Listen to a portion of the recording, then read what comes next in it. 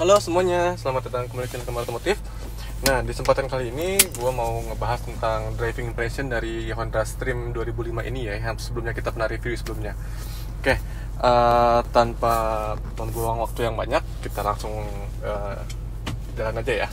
Untuk bagaimana sih merasakan driving impression dari si Honda Stream ini. Jadi gimana sih rasanya nyetir di Honda Stream tahun 2005 yang cc-nya 2000 cc. Jadi kita bahas dari apa ya, interior dulu deh ya. Nah, kalau lihat dari interior sendiri kan kita lihat nih ya, apa ya, kalau menurut gue sih untuk di tahun 2005 ini cukup praktis ya teman-teman ya, karena untuk kayak seperti cup holder, di sini ada cup holder nih ya, tapi ada kisi AC-nya juga. Jadi bisa mendinginkan minuman kalian lebih lama ya, gitu ya. Ibaratnya kalau kalian punya beli minuman dingin, disimpan di sini akan menjadi lebih lama dinginnya, gitu teman-teman. Akan awet lah dinginnya. Terus untuk cup holder sini ada lagi di bawah di pintu kanan kiri ada. Nah, untuk di AC-nya di sebelah kiri itu untuk fan speed-nya ya, atau kecepatan dari AC-nya. Yang sebelah kanan itu pengaturan suhunya. Nah, ini sudah digital teman-teman, walaupun bentuknya masih konvensional atau masih kayak kompor gas itulah ya, masih analog gitu. Tapi ini sebetulnya sudah digital. Untuk arah semburannya lengkap, ada depan, dari depan sini ya, atau dari bawah. Untuk defogger juga ada, defogger depan, defogger belakang ada di sini. Terus ini untuk arah semburannya juga yang uniknya di sini ada auto. Nah, nanti bisa menyesuaikan sendiri mungkin ya fitur itu, karena gue nggak pernah pakai juga sih sebenarnya fitur itu. Terus untuk mengontrol AC di paling belakang di seat ketiga itu bisa dikontrol dari sini teman-teman, ada tulisannya rear nih kan, rear. Nah, kalau rear itu berarti artinya AC belakang teman-teman, karena memang di belakang pun memang hanya fan speed saja ya, tidak ada pengaturan suhunya teman-teman gitu. Nah, untuk head unit memang sudah tidak standar head unitnya ya, sudah diganti dengan double din. Jadi yang penting kalau head unit tuh entertainment system tuh yang penting sudah bisa Bluetooth ya kalau sekarang tuh, biar lebih fleksibel, bisa sambung ke handphone kalian, ke gadget kalian. Jadi ya bisa menikmati perjalanan dengan nikmat dengan sound system yang sebenarnya untuk standarnya ini sound systemnya agak sedikit kurang ya, tapi untuk tahunnya mungkin bagus kan gitu. Tapi kalau ini perlu di upgrade kalau kalian mau lebih enak lagi sound systemnya ya. Itu karena sini sebelah kiri, karena di sini speaker cuma sebelah kanan, kiri. Twitternya tuh nggak ada ya kayaknya ya.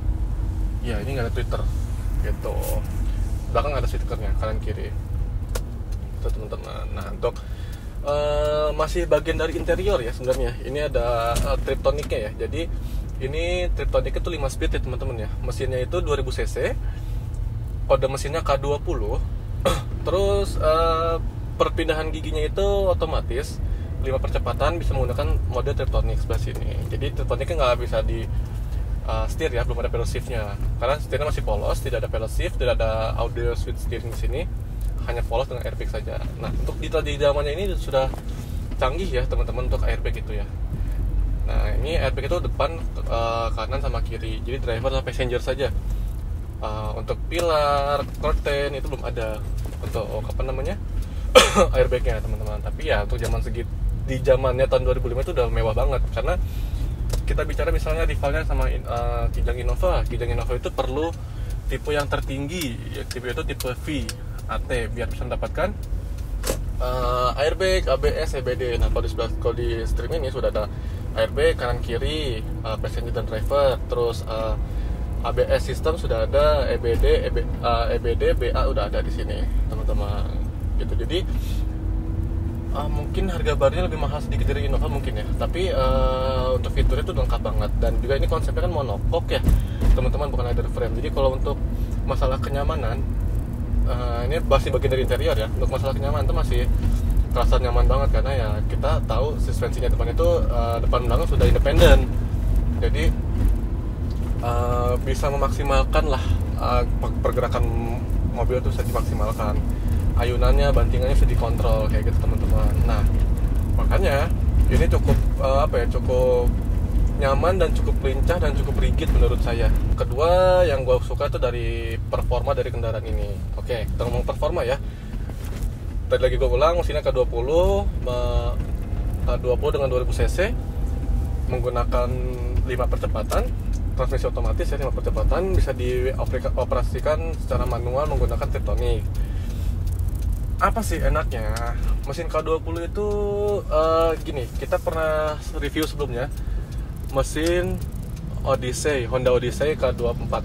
Nah, gue suka banget sama mesin seri K. Kenapa? Karena tenaganya tuh enak banget. Yang pertama ya, akselerasinya enak gitu, maksudnya jambak lah, lumayan ada jambakannya gitu kan. Yang kedua,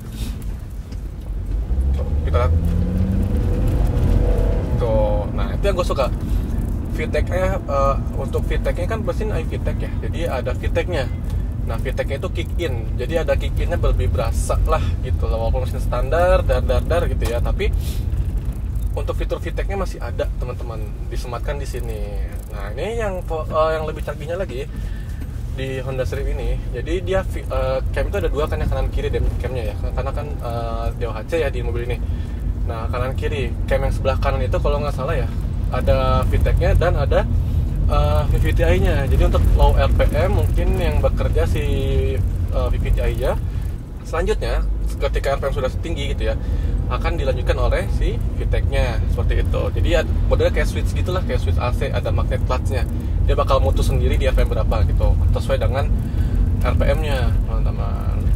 Nah, itu yang gue suka, performa tenaganya itu enak banget. Yang ketiga ya, untuk suspensinya, mungkin kalau standarnya ini cukup nyaman ya, cukup rigid, tapi nggak senyaman Innova, Kijang Innova menurut gue ya. Atau kalau kita bisa compare dengan Grandis itu kan ada dua tipe ya teman-teman ya. Ada yang tipe 2000cc dan 2400cc.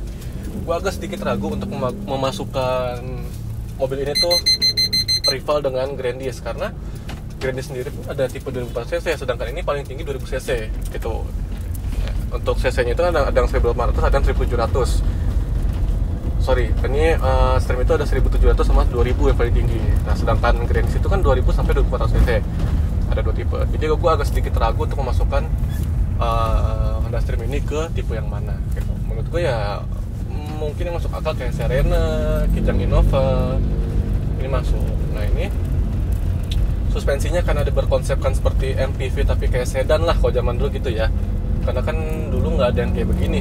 Sebelum Livina lahir, ya ini MPV tapi semi sedan gitu. Jadi baunya masih enak. Terus untuk bawa keluarga masih bisa karena dia 7-seater di sini teman-teman.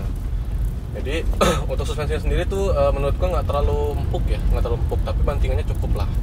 Nggak bikin mual, nggak mental-mentul, tapi cukup, nggak terlalu keras, nggak terlalu empuk gitu. Ya cukup lah.